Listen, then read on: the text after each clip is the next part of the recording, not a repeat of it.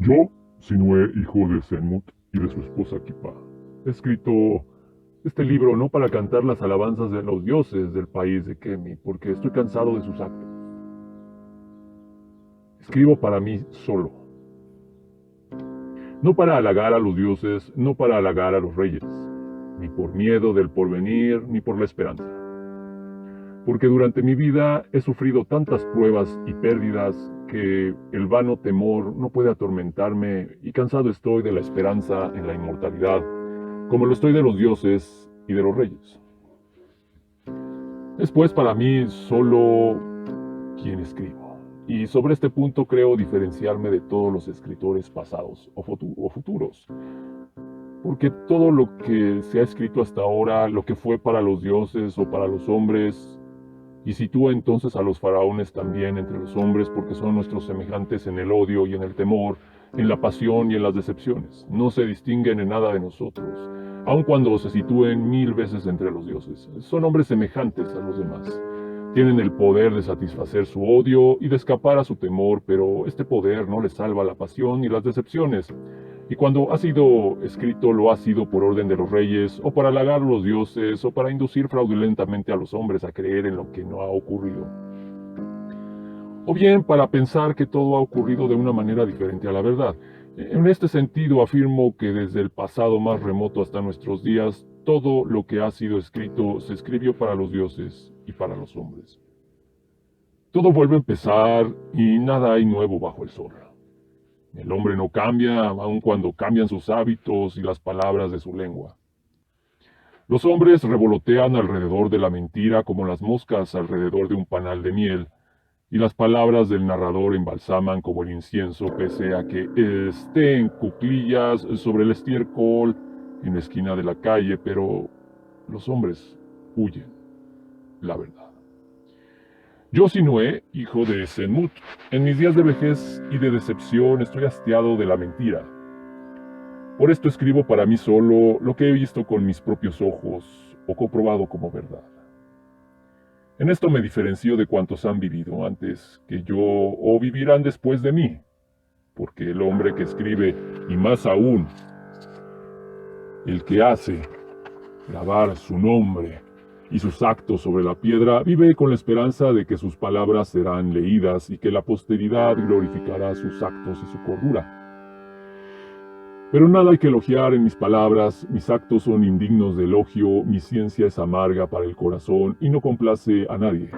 Los niños no escribirán mis frases sobre la tablilla de arcilla para ejercitar en la escritura. Los hombres no repetirán mis palabras para enriquecerse con mi saber, porque he renunciado a toda esperanza de ser jamás leído o comprendido. En su maldad el hombre es más cruel y más endurecido que el cocodrilo del río. Su corazón es más duro que la piedra, su vanidad más ligera que el polvo de los caminos. Sumérgelo en el río, una vez seca sus vestiduras, será el mismo de antes. Sumérgelo en el dolor y la decepción, cuando salga a ser el mismo de antes. He visto muchos cataclismos en mi vida, pero todo está como antes y el hombre no ha cambiado. Hay también gente que dicen que lo que ocurre nunca es semejante a lo que ocurrió, pero esto no son más que vanas palabras. Yo, Sinué, he visto un hijo asesinar a su padre en la esquina de la calle. He visto a los pobres levantarse contra los ricos, los dioses contra los dioses. He visto a un hombre que había bebido vino en copas de oro inclinarse sobre el río para beber agua con la mano. Los que habían pesado el oro mendigaban por las callejuelas y sus mujeres, para procurar pan a sus hijos, se vendían por un brazalete de cobre a negros pintarrajeados. No ha ocurrido, pues, nada nuevo ante mis ojos, pero todo lo que ha sucedido acaecerá también en el porvenir. Lo mismo que el hombre no ha cambiado hasta ahora, tampoco cambiará en el porvenir. Los que me sigan serán semejantes a los que me han precedido. ¿Cómo podría, pues, comprender mi ciencia? ¿Por qué desearía yo que leyesen mis palabras? Pero yo, Sinué, escribo para mí, porque el saber me roe el corazón como un ácido y he perdido todo júbilo de vivir.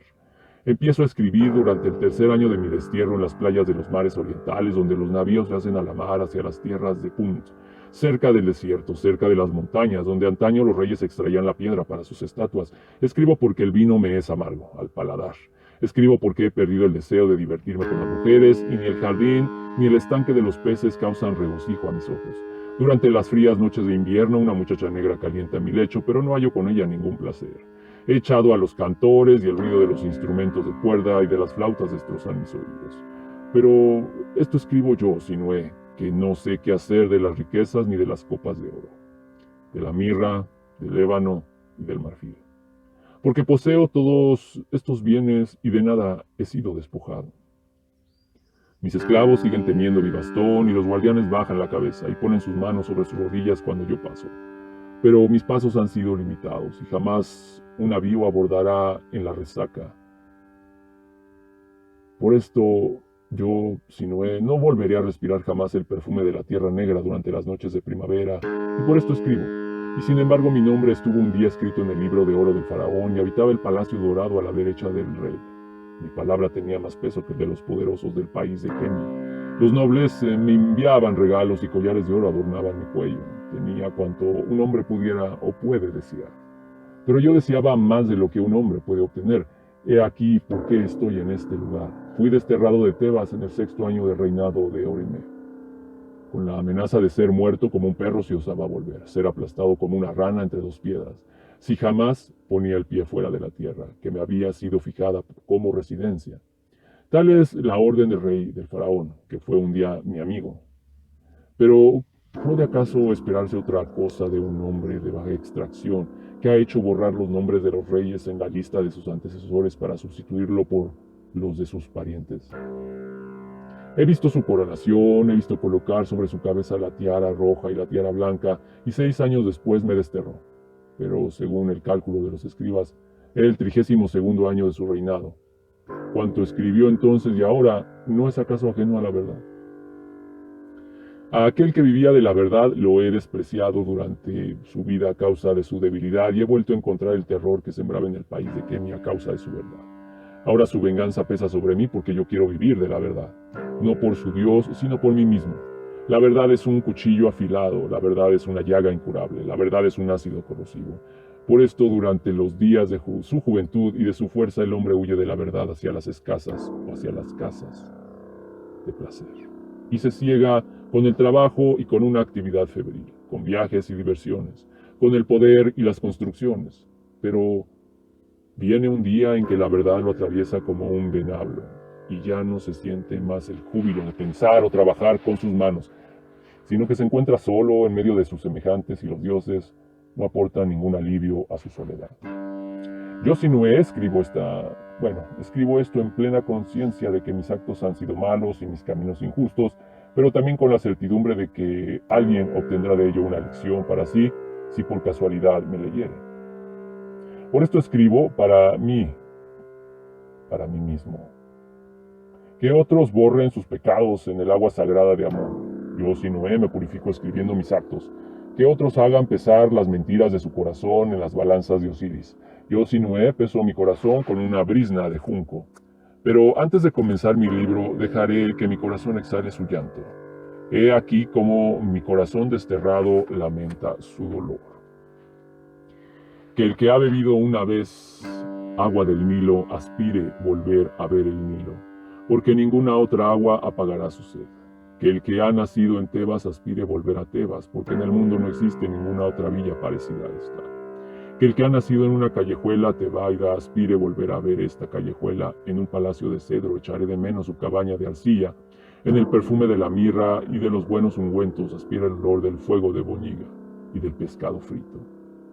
Cambiaría mi copa de oro por el tarro de arcilla del pobre si tan solo pudiese hollar de nuevo el suave terruño del país de Kenia. Cambiaría mis vestiduras de lino por la piel endurecida del esclavo si tan solo pudiese oír aún el murmullo de los cañaverales del río bajo la brisa de la primavera. El Nilo se desborda como joyas. Las villas emergen de su agua verde, las golondrinas vuelven, las grullas caminan por el fango, pero yo estoy ausente. ¿Por qué no seré una golondrina? ¿Por qué no seré una grulla de alas vigorosas para poder volar ante las barbas de mis guardianes hacia el país de Kenia? Construiría mi nido sobre las columnas policromadas del templo del amor, en el resplandor fulgurante y dorado de los obeliscos, en el perfume del incienso y de las víctimas de los sacrificios. Construiría mi nido sobre el techo de una pobre cabaña de barro. Los bueyes tiran de las carretas, los artesanos pegan el papel de caña, los mercaderes vocean sus mercancías, el escabarabajo va empujando su bola de estiércol sobre el camino empedrado. Clara era el agua de mi juventud, dulce era mi locura. Amargo y ácido es el vino de mi vejez. El pan de miel más exquisito no vale el duro mendrugo de mi pobreza. Años, dad la vuelta y volved. Amón recorre el cielo de poniente a levante. Poniente. Recorre el cielo poniente a levante, a fin de que vuelva a encontrar mi juventud. No puedo cambiar una sola palabra, no puedo modificar ningún acto. Oh esbelta pluma de caña, oh suave papel de caña, devolvedme mis vanas acciones, mi juventud y mi locura. He aquí lo que ha escrito Sinué, desterrado, más pobre que todos los pobres del país de Kemi.